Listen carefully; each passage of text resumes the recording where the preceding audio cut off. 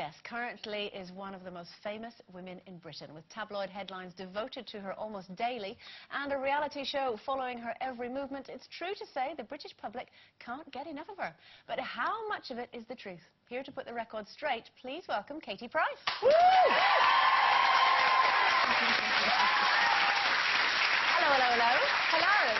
Yeah, I mean, it is true. You are in the papers all the time. Do you read the papers? Do you follow the stories about you? I know there was, like, I saw OK Mag today, so I twittered it and said, there must be two of me because I haven't done that interview, and that shoot they've used was from You magazine ages ago.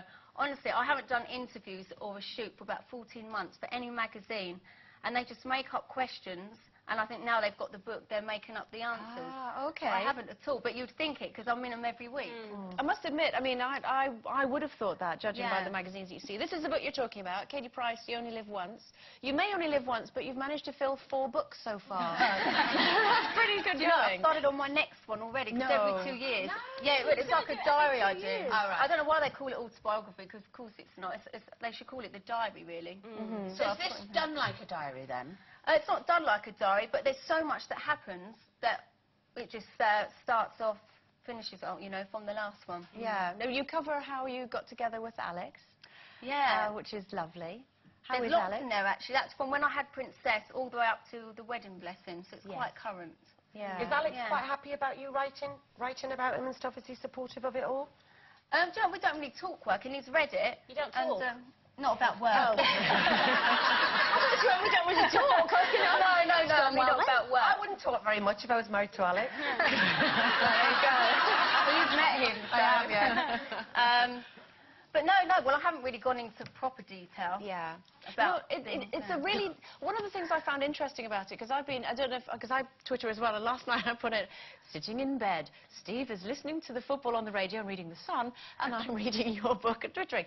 And one of the things that I found really interesting was your talk about cosmetic surgery, because obviously you're really open about, you know, what you've had in this. I had no idea what a horrific ordeal you'd had. Horrific. I thought going to America, you know, would be the best place. You know, they look after you well. I would advise anyone not to go to America and always have it done in England. You can't beat the NHS. You just can't. What happened? What bit went wrong? Well, I won't really leave it all because, you know, daytime super, but there's some bits in there, which was the most painful thing. Basically, after you have an operation in America, they take you to, like, they just drive you somewhere, whatever state you're in, they just drive you to this healthcare place. You're looked after by different nurses or carers, not by the doctor. They just give you all medication and you're sort of out of it. And it took them 3 days to realise I couldn't move my arm in one of them. It was paralysed. And I'd just eaten. They called the doctor over because I was so drugged up I couldn't tell them I couldn't move my arm. Then he said, oh my God, you know, we're going to have to take you straight down to put you to sleep again. And I'd just eaten, but, you know, normally you can't eat, but they didn't care. So I was again, just because they blocked a nerve or something under my armpit. Can I change the subject from that, I can actually? talk a lot. No, it's great. I think you've had a really, really rough time in the last year or two, really. And you always come across kind of, whatever, I'm not bothered. Yeah. I have lately had something like that. Yeah, the past year and a half has been quite traumatic. You know, normally I can take it on the chin, have a laugh, go along with it. But there's been so many hurtful things that really aren't untrue. You never show it. I think, do you know, where I've stepped back from doing the magazines and interviews, because you sort of get in a bubble where every week you're doing interviews, you sort of don't really understand what you're doing.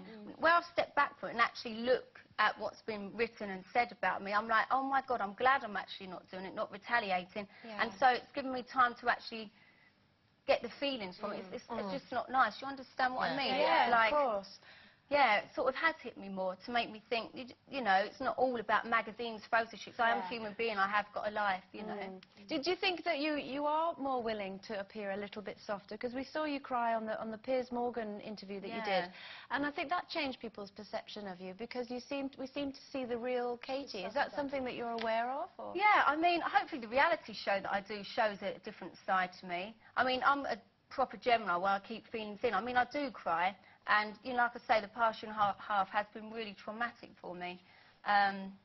Yeah, Has it's Alex not changed you? Do you think Alex has done this? Has he helped? He's definitely calmed me down because if he's fighting, like I said before, he's so focused on what he does. And normally I retaliate if someone says something. I'm like, why are they saying that? That's it. I'm going to say it. I'm going to Twitter that.